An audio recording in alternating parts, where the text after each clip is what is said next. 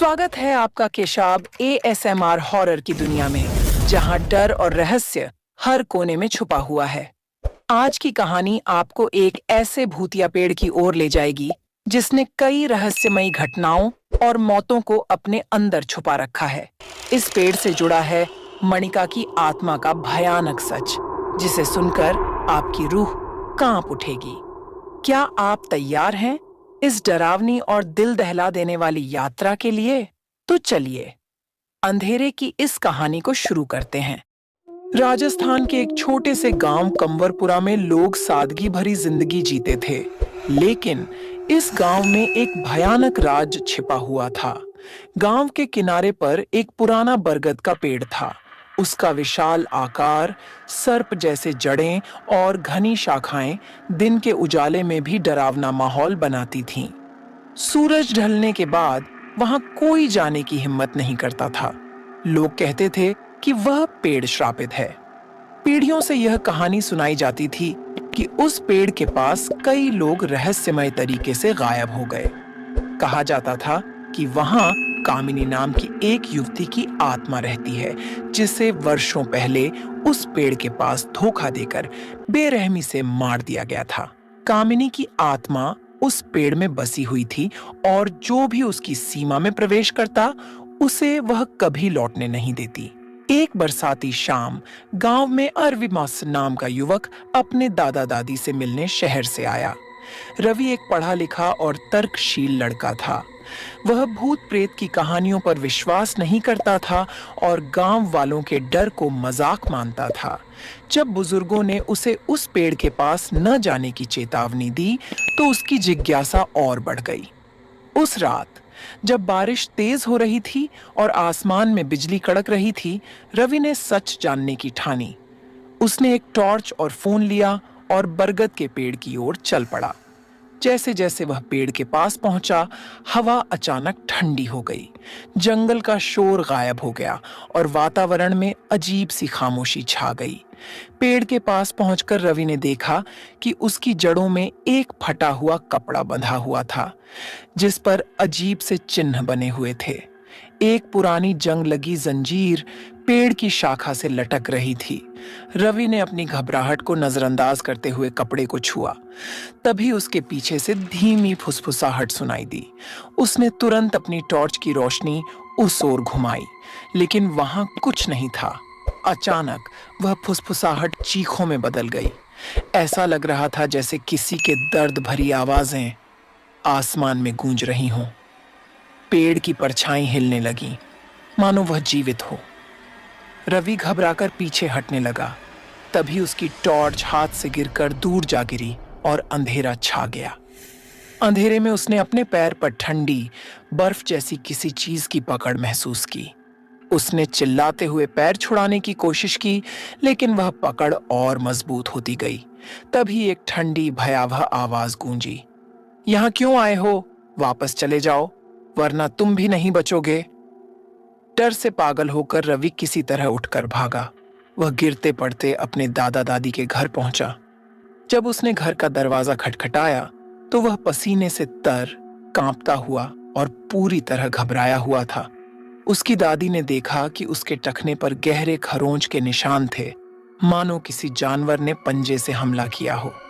अगली सुबह रवि तेज बुखार में तप रहा था और लगातार अनजान शब्द बड़बड़ा रहा था। गांव वाले इकट्ठा हुए और डर के साए में बोले कि कामिनी का श्राप शायद रवि को अपनी चपेट में ले चुका है। रवि ने जो कुछ भी छेड़ा था, वह साधारण आत्मा नहीं थी। कामिनी की कहानी समय के साथ भले ही खो गई हो, लेकिन उसकी आत्मा का क्रोध अब भी जीवित था और अब रवि का भाग्य अंधकार में लटका हुआ था। रवि को बुखार में तड़पते हुए 3 दिन बीत गए। वह लगातार कामिनी और बरगद के पेड़ का नाम बड़बड़ाता रहता। दादी उसकी हालत देखकर परेशान थीं, लेकिन गांव के बुजुर्गों ने समझाया कि यह सिर्फ दवाई से ठीक नहीं होगा। रवि ने श्रापित आत्मा को छेड़ दिया था और अब केवल एक तांत्रिक ही उसकी जान बचा सकता था। गांव से कुछ दूर जंगल में एक प्रसिद्ध तांत्रिक आचार्य रुद्रनाथ रहते थे। उन्हें ऐसी बुरी आत्माओं से निपटने में महारत हासिल थी। रवि के दादा और गांव के कुछ लोग तांत्रिक को बुलाने गए। जब उन्होंने पूरी बात बताई तो रुद्रनाथ का चेहरा गंभीर हो गया। उन्होंने कहा, कामिनी की आत्मा बहुत शक्तिशाली है। यह सिर्फ एक आत्मा नहीं, बल्कि वर्षों से बढ़ती नफरत और बदले की आग का रूप है। उसे शांत करना आसान नहीं होगा, लेकिन अगर हमने कुछ नहीं किया तो रवि की जान बचाना असंभव होगा।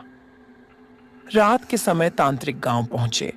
उन्होंने रवि को देखा और बोले, यह सिर्फ एक श्राप नहीं है। कामिनी की आत्मा अब इसे अपनी जगह पर बुला रही है। हमें तुरंत अनुष्ठान करना होगा, वरना यह आत्मा इसे अपने साथ ले जाएगी। रुद्रनाथ ने गांव के बाहर बरगद के पेड़ के पास अनुष्ठान करने की तैयारी शुरू की। उन्होंने कुछ चुनिंदा लोगों को साथ आने की अनुमति दी, क्योंकि यह स्थान बहुत खतरनाक था। उनके साथ रवि को भी लाया गया, जो अब लगभग बेसुध था।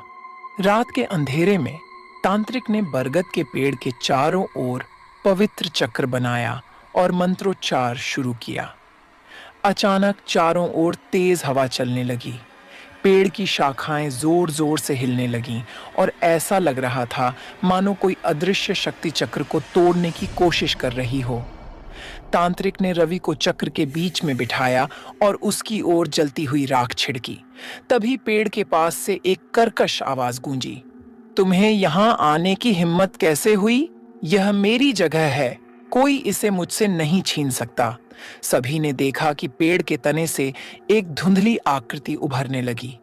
वह आकृति कामिनी की थी। उसके लंबे बिखरे बाल, लाल जलती हुई आंखें और हवा में तैरता हुआ शरीर देखकर सबके रोंगटे खड़े हो गए। कामिनी की आत्मा ने गुस्से से कहा, मैं इस दुनिया को नहीं छोड़ सकती। मेरा बदला अधूरा है। जिसने मेरे साथ धोखा किया उससे मैंने मिटा दिया, लेकिन यह लड़का क्यों आया? उसे मैंने चेतावनी दी थी। अब यह मेरी कैद में रहेगा। तांत्रिक ने शक्ति से कहा, कामिनी, तुम्हारा बदला पूरा हो चुका है। अब इस संसार से मुक्त हो जाओ। लेकिन कामिनी ने जोर से चीखते हुए कहा, मैं तब तक मुक्त नहीं हो सकती जब तक मेरी अधूरी कहानी दुनिया को नहीं पता चलती। कामिनी की बात सुनकर तांत्रिक ने गांव वालों से कहा कि कामिनी की आत्मा को मुक्त करने का एक ही तरीका है, उसकी कहानी को सबके सामने प्रकट करना और उसकी मौत के दोषियों को इंसाफ दिलाना।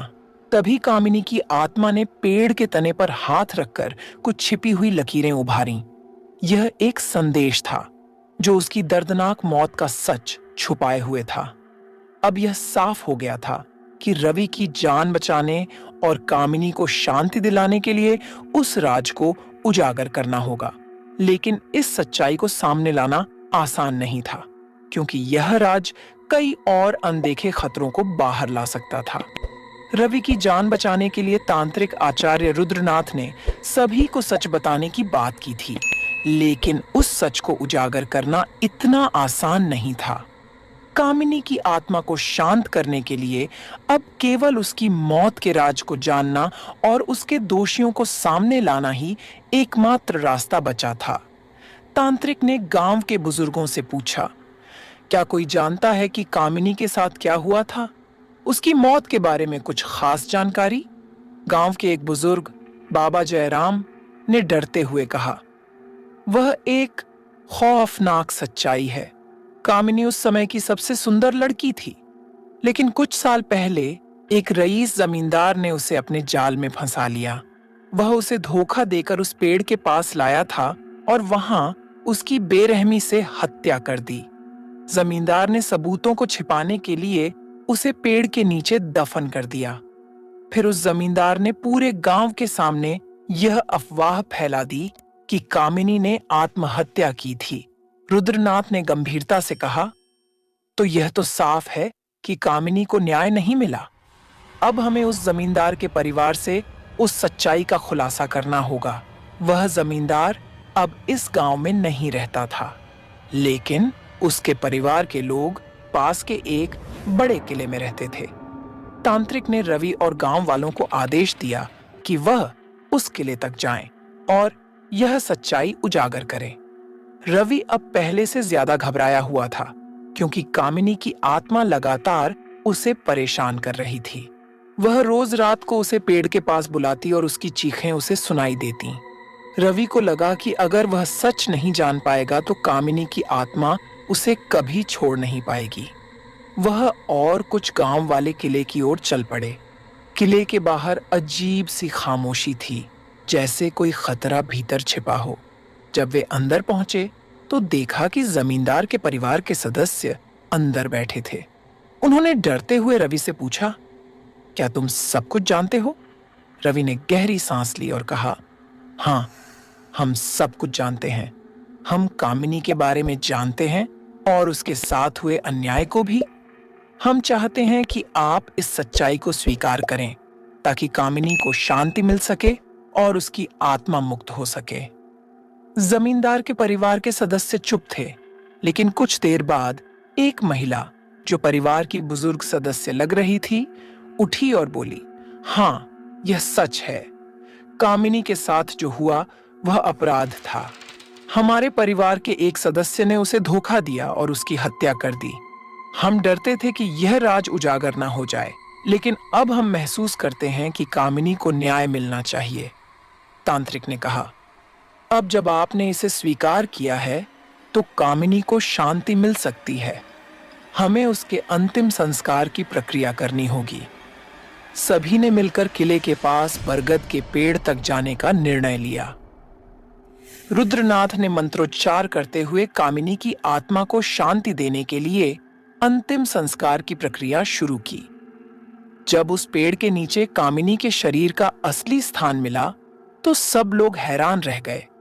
वहां कामिनी की हड्डियां और कुछ पुराने कपड़े पड़े थे। तांत्रिक ने अंतिम संस्कार किया और कहा, अब कामिनी की आत्मा मुक्त होगी, क्योंकि अब उसे न्याय मिल चुका है। तभी अचानक पेड़ के पास एक हल्की सी ठंडी हवा चली और कामिनी की आत्मा को शांतिपूर्वक जाने का आभास हुआ। रवि की हालत बेहतर हो गई और उसने महसूस किया कि वह अब डर से मुक्त था। कंवरपुरा गांव अब एक शांत स्थान बन चुका था।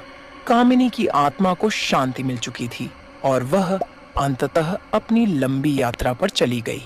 लेकिन गांव के लोग कभी नहीं भूल पाएंगे वह भयावह रातें, जब एक निर्दोष आत्मा ने अपनी दुख भरी कहानी सुनाई थी और इंसाफ की उम्मीद